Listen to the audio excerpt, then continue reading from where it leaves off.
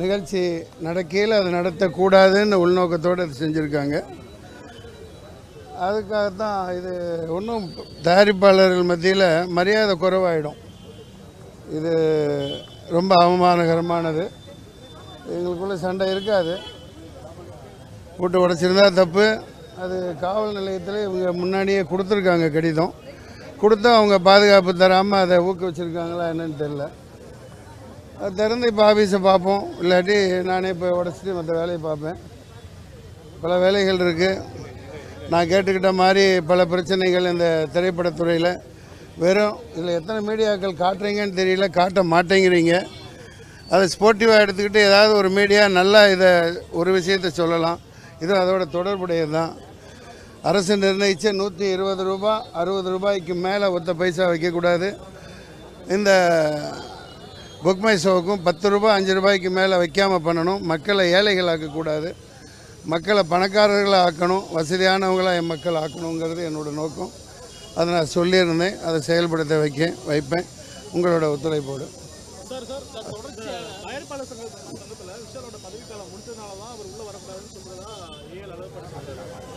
அப்படிலாம் சொல்கிறதுக்கு அவருக்கு அருகதை இல்லைப்பா. அவர் டெண்டர் முடிஞ்சவொடனே தேர்தலில் நிற்கட்டும், ஜெயிச்சு வரட்டும். ஒரு விசால நான் உட்கார வச்சேன், நானும் ஆதரித்து உட்கார வச்சேன்.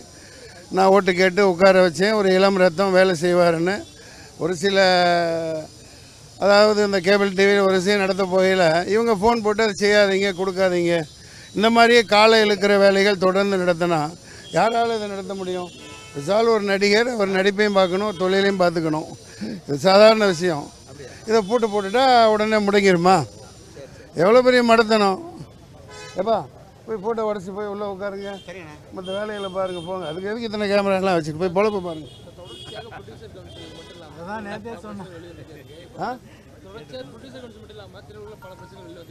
என்ன பிரச்சனை?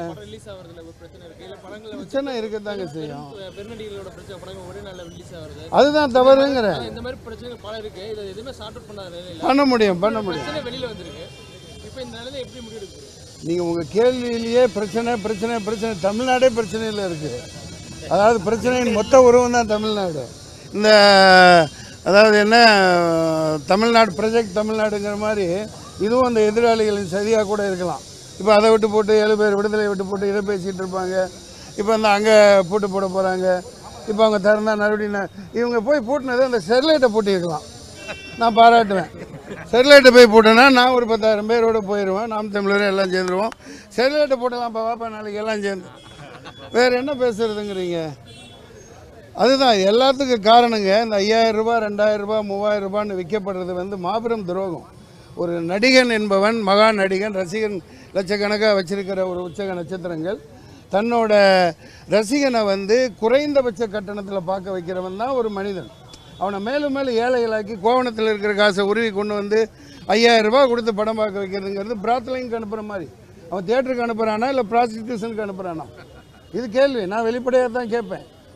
அது எந்த கதாநாயகனாக இருந்தாலும் சரி, இவங்க இன்டைரக்டாக வருவாங்க, கதாநாயகன் ரேட்டை குறைம்பாங்க. அங்கே டிக்கெட்டை குறைச்சி ஆட்டோமேட்டிக்காக அங்கே ரேட்டு குறையுது. தமிழ்நாடு இப்போ ஏவிஎம் ராஜேஸ்வரி தியேட்டர் இப்போ பிரச்சனையை நம்ம தெருவில் நின்று பேச வேண்டியதாக இருக்குது. 50 ரூபா 60 ரூபா 70 ரூபாய்க்கு மேலே விற்கிறாங்களா? தியேட்டர் ஹவுஸ்ஃபுல்லாக இப்போ ஓடிட்டுருக்கா இல்லையா?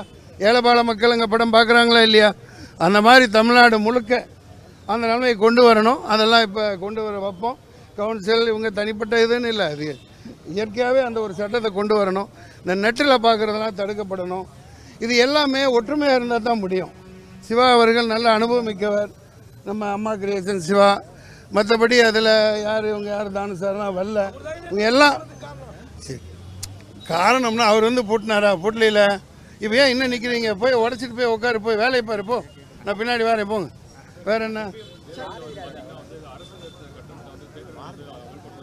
ஆமாம். யார்? அப்போ நான் என்ன சொல்கிறேன்? அதைத்தானே சொல்கிறேன்.